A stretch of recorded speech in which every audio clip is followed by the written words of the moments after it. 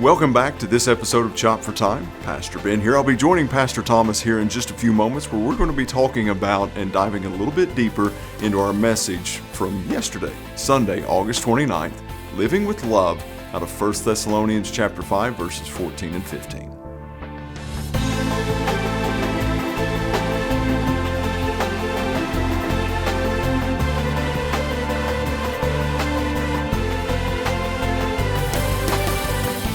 Oh well, how's it going?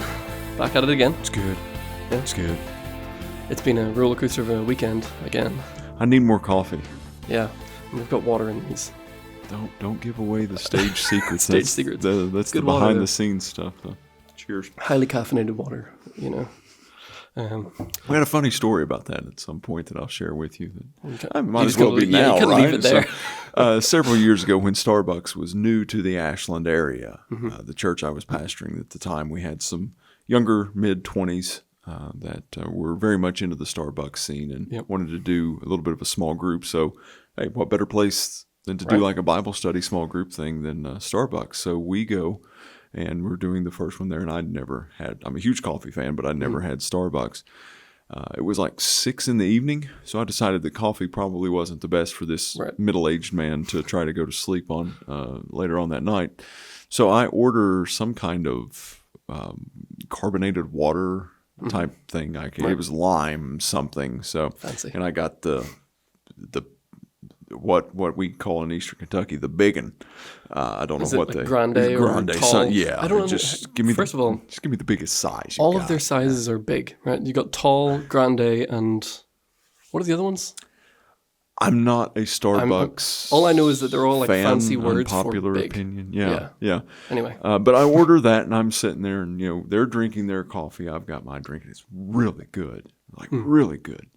And like halfway through the small group, like starting to bounce, and I'm like, what is going on here? I was like, and long story, a little bit shorter, it had like double the amount of caffeine. Oh, good. In that than what regular coffee would have had. So it's a very long night, but that's caffeinated water makes me think of that. Yeah, it was one of those things where, working in a coffee shop, we would always have, there's different demographics of people that come in, and there is one demographic that came in frequently who were college students, and I felt like they just played a game to see how many words they could get into their order of coffee. Do you know what I mean? Like there was this one person who came in and asked for an iced vanilla oat milk latte decaf with half the vanilla and a quad shot of espresso. That was her order. She ordered that once.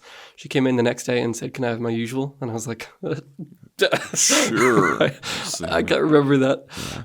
I'm the guy that feels horribly inadequate whenever I'm with other people who have that vernacular and verbiage down just to like a science, and they know exactly. And I'm like, the biggest Give black me some coffee. Yeah, I want black coffee, biggest cup you've got. Yep. Yeah. So. For people who don't know or who are listening who don't know this, but we get together every single morning and sit and drink coffee at 7:30-ish. That's what we aim for. I don't make it all that often.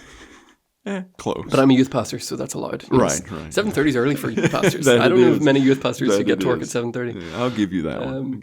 But it's like usually the best parts of the day. Yeah. We look forward to that. Yeah, we start every morning, have a cup of coffee, talk about things that annoy us, or talk about things that are exciting. Or what was it the other day? I ranted about just wrestling with this idea of preaching. How do we preach/teach people to love Jesus? Yeah. Right. And it's just kind of a fun. Which was a very interesting conversation and has led me to a lot of searching myself. So I think that's leading us somewhere. Yeah. I really do.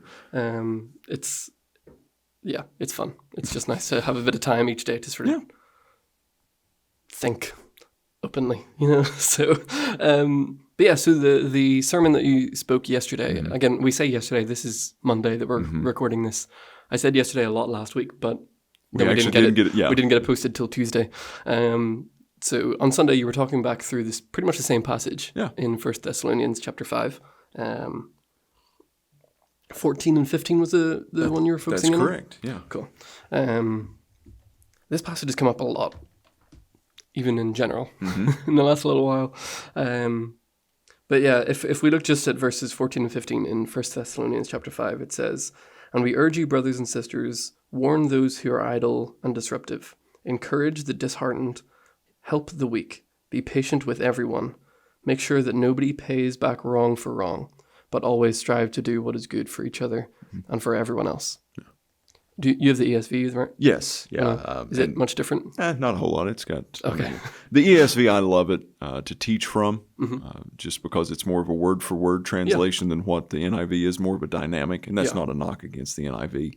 But sometimes the ESV, as accurate as I think that it is most of the time, has words in places that it really, you're like, why is that word there? Or it's missing a word that even when you read it, you still put that word, you interject that word in there just because that's the common vernacular that we're used to speaking with. So it's a very formal way of writing, which some people really, really enjoy. Yeah. And actually, like it feels like you're reading something with substance. And I feel like, the more word for word as the ESV is, lends well to expository teaching and preaching, whereas if I'm recommending versions of the Bible to just read, if you're not studying, because there's a difference between reading the Bible, studying the Bible, NIV, NLT, those are two of the ones that I usually recommend just for reading, because there is much more of a flow to those.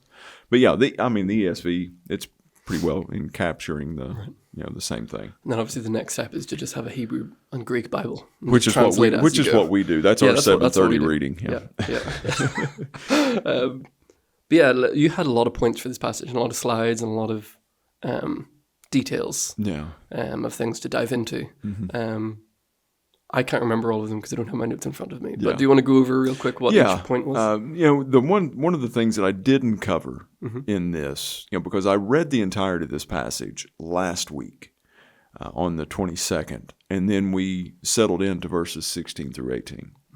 So this week we kind of backtracked, went back to 14 and 15, and really this passage of 12 to 22 is kind of how it's broken down. There's three different elements of it. There's three different areas of teaching.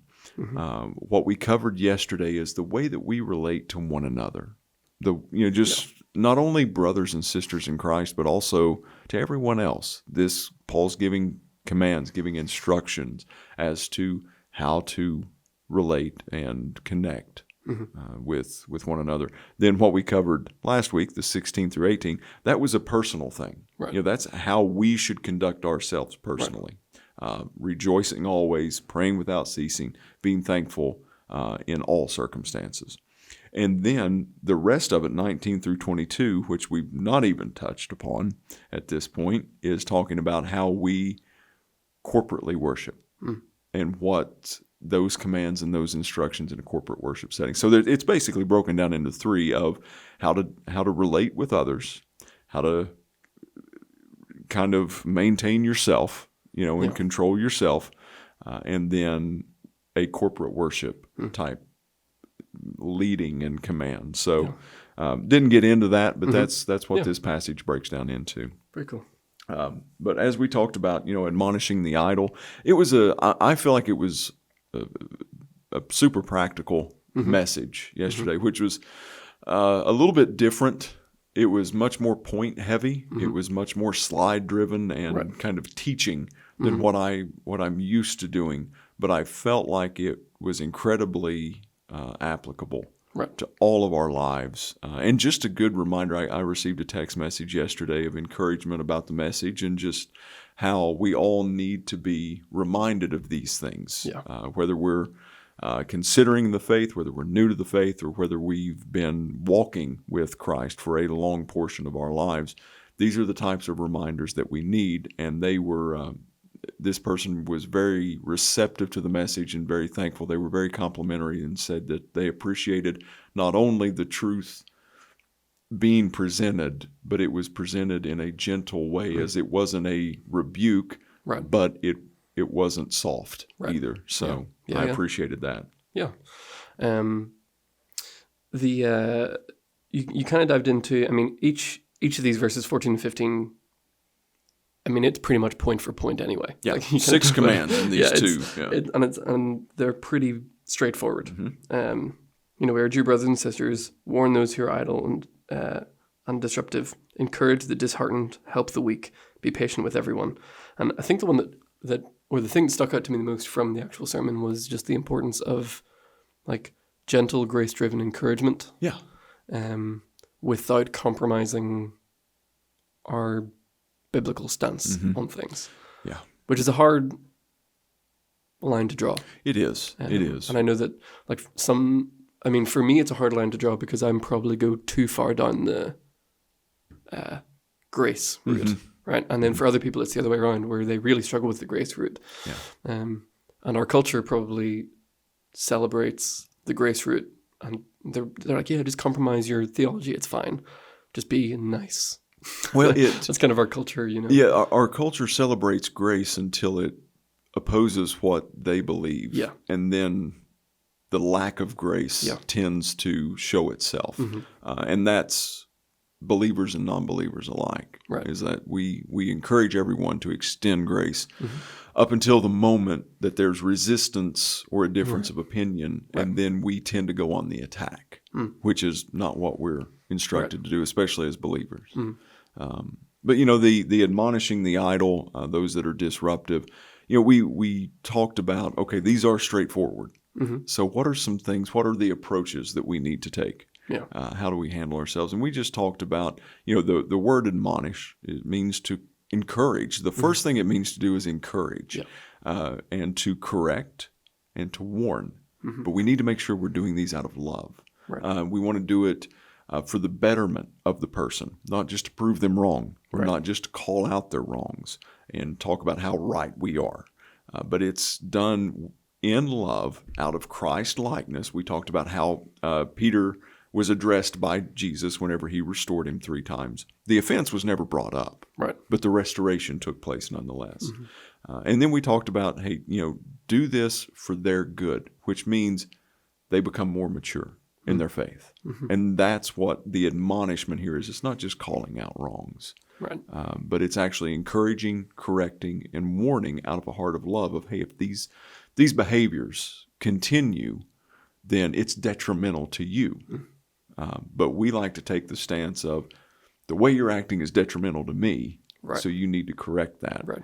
And we talked about the grace meter kind of at the beginning of the message, that just put in your head this imaginary meter that fluctuates up and down given the situations. I mean, there's times that we need to have a little bit harder stance. I mean, where the truth is concerned, still in love, but we need to have a little bit of a harder stance. But then there's other moments that grace, I mean, it really needs, that meter needs to be high. Right. And we expect everybody else to have a high grace meter for us. Right. But then we're not really faithful with having high grace levels for others in most circumstances. Yeah. That kind of leads me to a question that I'm sure a lot of people have, that I don't, everybody's going to have a slightly different answer to, if that makes sense. And that is, where is the line where we put the softness away of that style of grace? Do you know what I mean? Like, at what point do we take a firmer stance on things, Because I've been in situations where, I've been in conversations where, faith comes up or something, and I have a few friends back home who are hardline atheists, and one of them will openly just insult Christ, and sometimes, usually I try to let it slide, or just, try to change the conversation or direct it in a different way. But other times it does get my blood boiling. It's like, this is my savior that you're insulting. At what point do we stand up more, maybe not aggressively, but maybe aggressively? Like, at what point do we get more vocal in our defense? Yeah, I think the couple levels to that and layers, and like you said, there's going to be multiple answers to this, and everybody will have a difference of opinion to the exact playing out of this. But I think that the moment that we begin to take ownership of someone else's dysfunctions, that becomes kind of detrimental to us. And that's kind of, we may need to take a step back, because I've got my own dysfunctions that I'm trying to work through, and am successful some days, and am not so successful on other days. So I have difficulty managing myself in my dysfunctions. I can't take on the ownership of your dysfunctions. Right. So I think that there's a level of accountability there of realizing what they're doing. And I think the grace is much higher when that person may be speaking out of or acting out of a level of uninformed. Right. I hesitate to say ignorance, but and that's not a level of IQ. That's just a not being informed or educated on a certain or aware thing. of it. Yeah. Right. So the grace level at that point is a little bit higher, a whole lot higher, to be honest with you. Right. But when the person, when they know better, right, I don't think that grace is as high. I think that it becomes a little bit more stern, a little bit more aggressive, for lack of better terms. Then I think the second layer to that is what we talked about a little bit yesterday: the anger and sin not. I've never had a moment in my life where the anger that rises up out of my flesh actually reveals God's righteousness. Right. And if we're getting angry, and it is biblically possible to be angry and not sin. I don't know if I've ever achieved that. Maybe, but I can't recall. Yeah. And I think that that's where we have to, in moments of conversation like that we feel this a little bit of indignation rising up, then we have to make sure that we're presenting that right. I don't think there's anything wrong with speaking out of passion, but we always have to be aware of: am I speaking out of passion? Am I acting out of passion? Are my motives still correct in wanting to draw this person closer to Christ, or have I just thrown off the gloves and I've entered their world now, and I'm no longer positively reflecting Christ? Yeah. Yeah, and I think there's also a connection to the fact that most of this stuff is definitely directed towards how we interact with other believers. Because there definitely is, and we don't really like to, nobody really likes to say this, but there is a difference on how we're supposed to treat believers and non-believers. Not in a sort of preferential or anything like that, but it's just biblical direction of when the way Paul talks about false teachers and people claiming to be Christ followers who are teaching false doctrine is severe. Yeah. Well, I think that all the teachings that we see is our relationship. The difference is with other believers. We need to hold them more accountable. Yeah.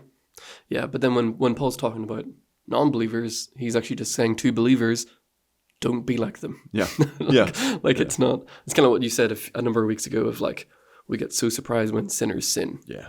When people outside of the church do things that the church don't ordain. Yeah. It's why are we so shocked by that? It's obviously they're going to do that. They don't have the convictions that we do. Yeah. And that's no fault of theirs or ours. It's just the life that they're leading, The problem comes whenever people who are within the church live in ways that the church does not ordain. Yeah. You know what I mean? Yeah. And admonishes that. So it is interesting how we interact with different people differently, and we typically, especially in the West, we do like to go on the offensive towards non-believers, and then ignore the believers who are tearing the gospel apart, I just encourage everybody to read 1 Corinthians chapter 5, the end of it especially, because that gives a lot of clarity to how we handle each one of those. Yeah. Then you moved on to the be patient with everybody. That was sort of towards the end. I kind of had a bit of a laugh upstairs. We were running the slides and the cameras.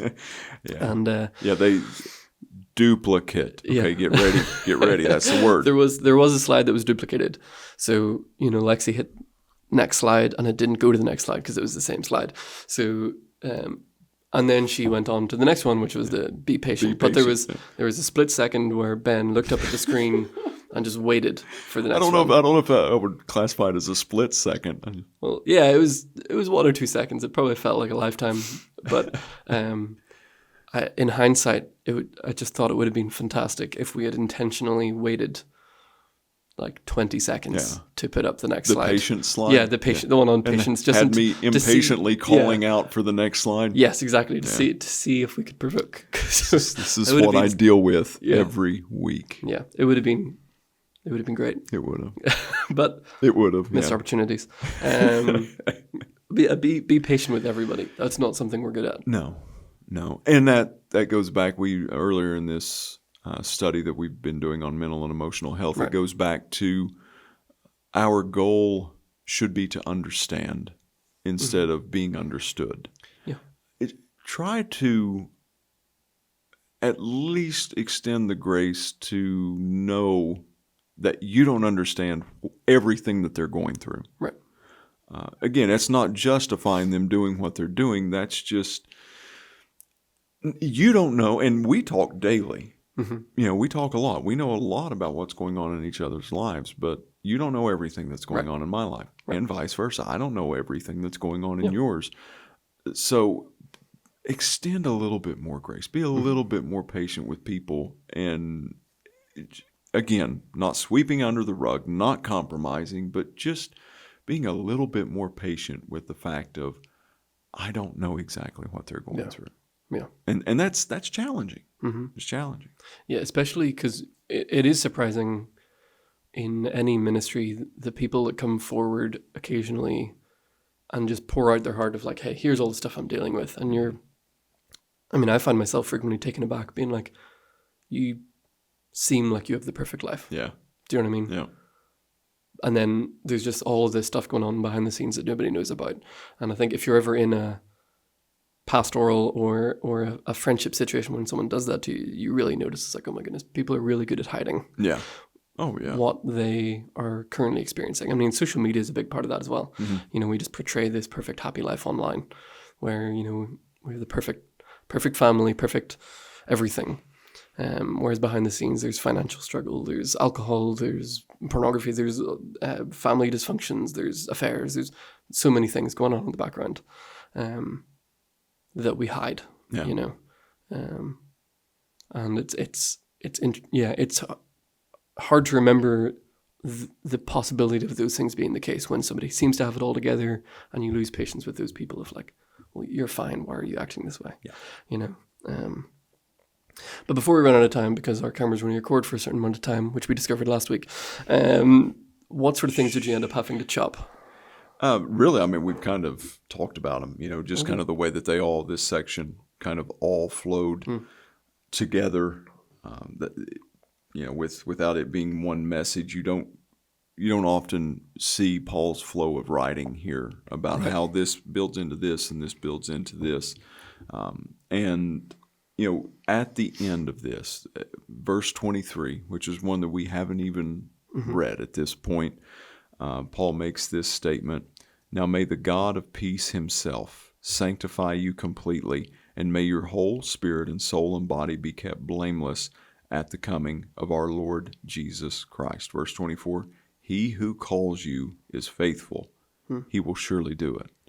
And this whole letter has been written to not only instruct, but also to encourage the believers that make up this young church, because they're facing persecution for what they're believing. And he's just encouraging them, hold on. Yeah. Be faithful as you're holding on, but hold on in that. Now may the God of peace himself. Yeah. In verse 24, he who calls you is faithful, and he will surely do it. Yeah. So good. Yeah. Well, where are we heading next week? Back to Ephesians is Ephesians. the plan at this point, which as I was kind of reading over that last night and starting to jot down some basic notes in outline form, it's interesting how everything flows together. It's almost like we serve a God who is sovereign and knows far more than what we do. We're trying to go through a book in a year in great detail, and you had it all planned out at the start of the year to take up 6 or 7 months of the year. And then I think it's almost been 2 months have been replaced with other things that have come up. Yeah. Yet it's still fitting. Still happening. Yeah. It's still fitting perfectly. Good. And, before we move away from the mental and emotional health series, we're going to be having a couple additional videos. That's going to be is a devotion that I'm going to be doing a little bit later this week, and I'm going to be using an illustration that I didn't get a chance to use yesterday in regards to our grace meter and the way that we treat other people. And then we're going to be sitting down with a mental health professional who is employed at a faith-based Christian counseling facility here in our area, and we're going to be talking about some of the more detailed challenges, some of the things that we can do. That may not come out until next week, but we've got a couple videos coming. So, I encourage you guys to be watching for those. As badly as it pains me to say this, if you're watching us on YouTube, click the subscribe button, hit that like thing. That way you get notified as to when new videos are posted. Yeah. So. And again, just because we're not going to be talking about mental health as deeply on Sunday mornings doesn't mean that it's any less important in our day-to-day. Yeah, so don't think of these last 3 weeks as the time to focus on your mental health. Now I can move on. No, it's like this. We're just getting the conversation started so that it can continue on throughout the rest of the year, next year, years to come. So we still have, our questions page online where you can go there and ask any questions about this topic or about other topics that we can tackle. If you need anything, please reach out. It's worth it. Yeah, so many great conversations have already taken place, and I know that there's more out there that needs to take place. It's not a sign of weakness, right, to reach out. And oftentimes we are a starting point. Yeah. And it's a good starting point. Yeah. But reach out. Yeah. Reach out. And the other thing, we're still on this journey as well. Trying to figure all this kind of stuff out. I mean, I was even out paddleboarding with someone the other day, and we were talking about it was actually something that you said to him of taking 1 hour a day of, exercising, go to the gym, do something, and the benefits to your mental health is drastically different, and I was saying, we were out paddling and just in nature, and I was like, this is my gym therapy time, and I was like, I neglect it so much. It's like I have paddleboards, I have kayaks, and they just sit in my shed, and I have the time to just go out and be more proactive in giving God the space to do something with that, So don't stop thinking about all this kind of stuff. Keep diving in, and please do ask some questions, because we'd love to do more of this kind of stuff where we talk about questions that people have in the church, because we can't spend every Sunday morning talking about each topic that people in the church have. Absolutely. So keep doing that.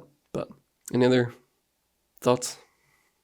I have no thoughts. No thoughts. No. Well, that's what you're talking about. And there you go. None. This is good water. It's very good water. I may need to put some coffee beans in the water here once we're done with this. Yes. Yeah. Okay. Well, you actually, this is completely off topic. You said you were up since 1:30 this morning? 1:30 this morning, yeah. I was not up since 1:30 this morning. So I'm just getting started. Much coffee is needed today. Yeah. Well, anyway, thank you everyone for joining us at Chopper for Time. And we're going to be back again next week, diving back into Ephesians. So join us again and leave a comment. If you have any other questions, dive onto the page and we'll chat to you there. All the best.